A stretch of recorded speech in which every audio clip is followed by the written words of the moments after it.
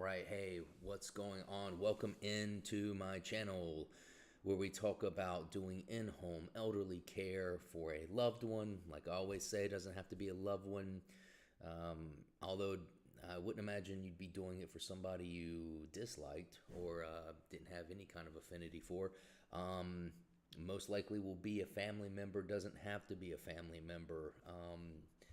As anyone in your life that sees or that has the need for this, that you are willing to take on the challenge of doing or assisting in some regard, this is the podcast for you, where each installment I go over a series of items or situations that you most likely will be encountered with or face as you go through this process. And again, like I always say, I use my grandmother, my late grandmother, Ruth C. Kenton, as the case study from which I'm pulling from for all of this, because I assisted in her elderly care at the end of her life, on and off for, gosh, 8 years or so.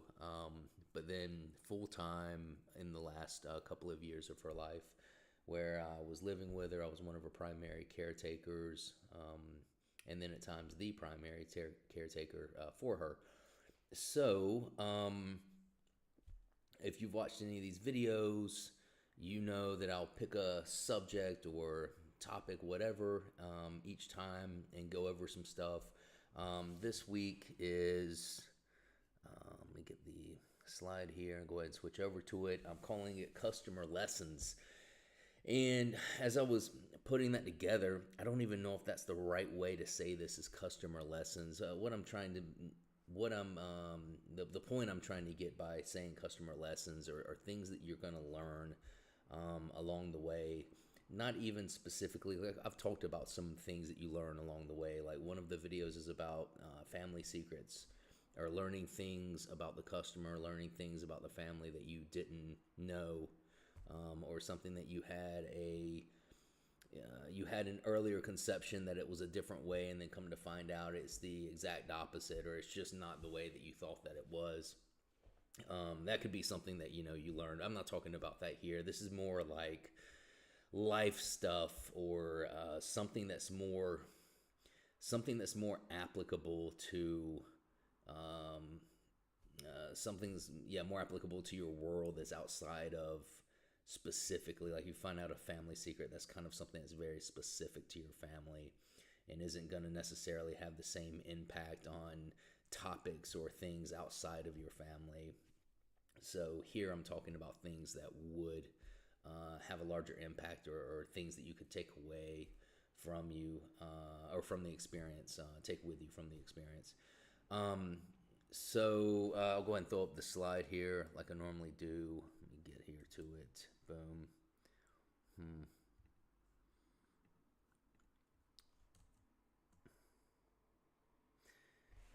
I think I'm running into a technical difficulty. One moment. Let me see if I can figure this out on the flip. If not, then I'll have to call an audible and do something else.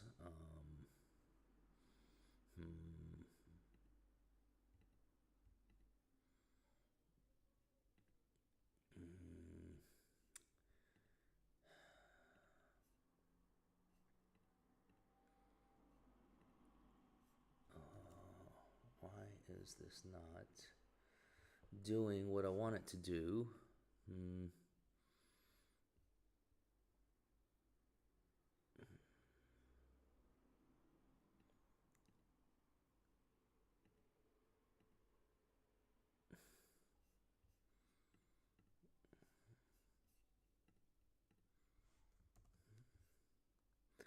All right, stand by. Trying a couple of experimentations here. Experimentations on the fly.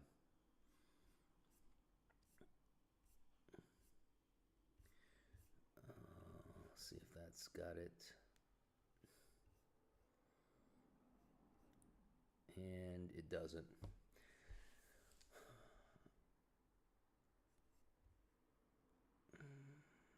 Let me try one more thing. I'm gonna try one more thing. If this doesn't work, I'm just gonna get on with it. It's just better, of course, when you have the slides that you can actually throw up for the audience. Nah, still the same thing. Okay. All right. Well, here we go. Customer lessons. So the first the first item that I've got up here is developing patience. Um, if you are a patient person, that's great. If you're not a patient person, that's less great. I think that everyone would agree that having more patience is a better fit for most scenarios in life than not having a lot of patience. And the thing about something like patience or something like just an area that you want to grow in and you seek to get more knowledge or more growth in that area, in your mind you think that in your mind what you're trying to do is find a path to get you there. But the reality is the way life responds to it is that it gives you, like in the situation of patience, it gives you challenges, and that's how your patience grows. It's not like, hey, I want to be more patient, so I'm just going to consciously be thinking about being patient, and then that way I'll get better at being patient. And not that that couldn't get you some wins in this regard, but the main way that you get better at patience is that you get challenged in situations where you where you're challenged to be patient. You get frustrated, and you work your way through that. And through working through that, you end up developing your patience. There's several different areas, or I don't know if we want to call them like virtues. Being kind-hearted or being these overarching qualities that most of us would agree with, that we either want to be or we want to seek out in others, is what I'm trying to say there. And patience is one of them. I think most people would agree with that. The way that you get better at patience, again, is being challenged with it. This is a situation that will challenge your patience, okay? 100%, flat out, no question. Your patience will get challenged almost daily. It could come in a multitude of ways. One of the ways that you've heard me speak of before, which my patience was tested in assisting Ruth, is that she could not hear, okay? Or I mean, like, she wasn't totally deaf. She was just mostly deaf, which I don't know if that's better than just being totally deaf, because when you're mostly deaf, there's some sort of like hope that the individual can hear, and that you can communicate in a normal way, and that communication will be received. What I found out is dealing with her and her hearing loss, the actual day-to-day actions meant that I was just repeating stuff over and over and over and over again. And each time repeating it, having to repeat it louder, and then having to repeat it closer to proximity of her ears or her hearing aids. Okay, it's very frustrating. And it's frustrating in general to be communicating and not have your message received. I mean, that's frustrating in any kind of walk of life. I lived in South America for about 2.5 years, and I didn't know any Spanish when I moved there. I was lucky enough to develop that skill set while I was down there. But the most frustrating thing was that I just could not communicate with people. I mean, it was like being deaf. Okay, if you're not able to communicate and receive communication and then give communication and have that be received, you might as well be deaf. I mean, it's the same thing, or you're up against the same obstacle, right? So, the amount of patience I was able to learn from Ruth and from dealing with Ruth is a skill set that supersedes this one particular instance in life. Um, just helping her, it's not like you grow in your area of patience and then you only apply that in that one area. You know, the way that your personality will internalize that is it will naturally become a part of the way that you deal with people and interactions in general. um, the next bullet point that you can't see, again, excuse me for that, is I've got it listed as a lifelong skill set. Okay, and what I mean by that is, to actually take on and to care for somebody, you're actually learning a tremendous skill set that you get to keep for life.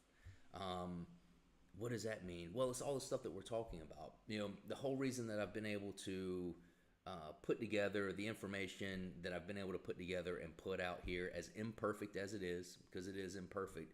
But the whole reason that I'm even in that position is because um, I had the opportunity to go through this process with Ruth.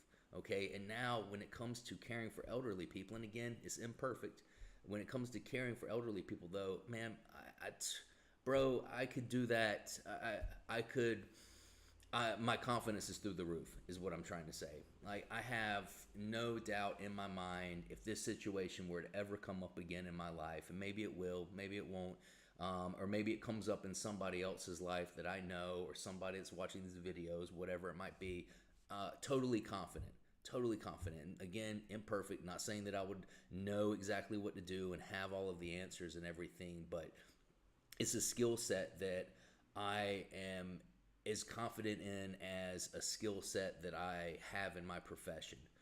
Something that I've classically been trained on and have been employed for and have had the open market compensate me on. It's a lifelong skill set that I've been able to cultivate and take with me. And that's a twofold thing, and you've heard me mention it before. The first piece of it being that, I actually did this, but the other thing is what Ruth and John, her late husband, what their business was for 30 years. They were in elderly care, so I saw all of that, and I learned a tremendous amount just by observation. So that's something to keep in mind for learning from the customer, or one of these customer lessons that I'm trying to describe today. Third bullet point, I've got improved communication. And you've heard me speak about this before as well, but all of these people that you have to deal with and coordinate with, and people that you've had different relationships with in your life, meaning like, this individual was just an uncle or just a cousin or just, whoever, maybe not connected at all. And you've had to pivot on that style of relationship because there's this need now that you're feeling. And now things aren't just about,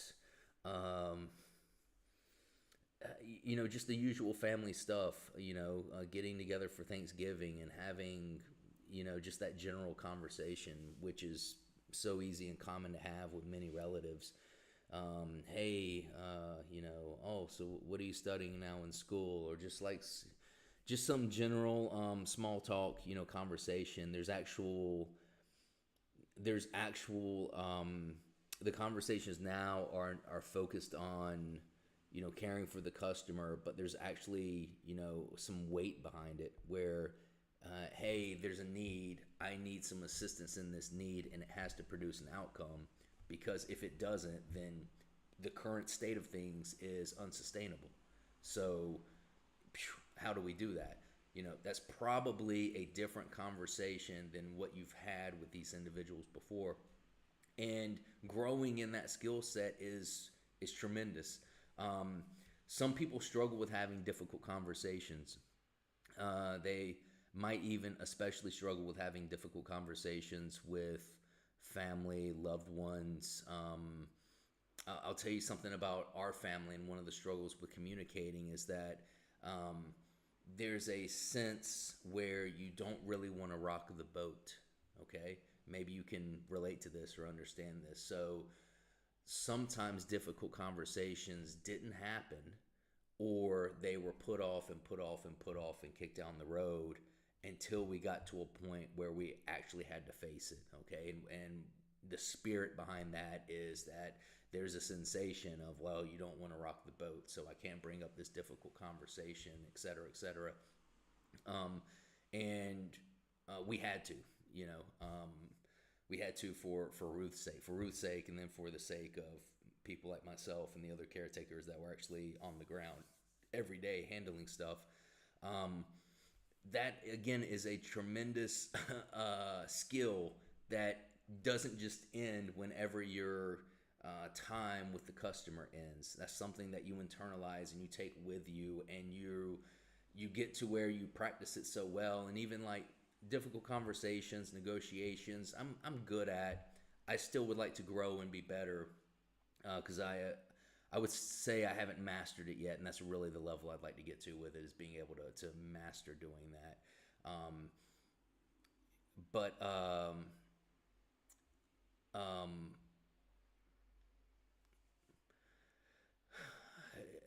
being able to do that, or not shying away from having difficult conversations, that's something that you're going to take with you everywhere now, you know. So you're more likely to have a more direct conversation. Could be with a lover, could be, you know, with another family member, could be with the guy that's, you know, doing your brakes and rotating your tires, and you've got a question about the price, and you may be, before, we're the kind of person to say, you know, I don't understand the bill, but I'm not going to question it. I don't really like having those kind of conversations.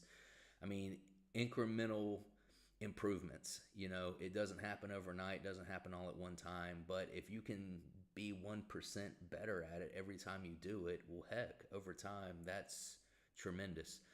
So I would give credit to, you know, what I've seen is I've been able to improve communication by um, by doing this in-home elderly care thing with my grandmother.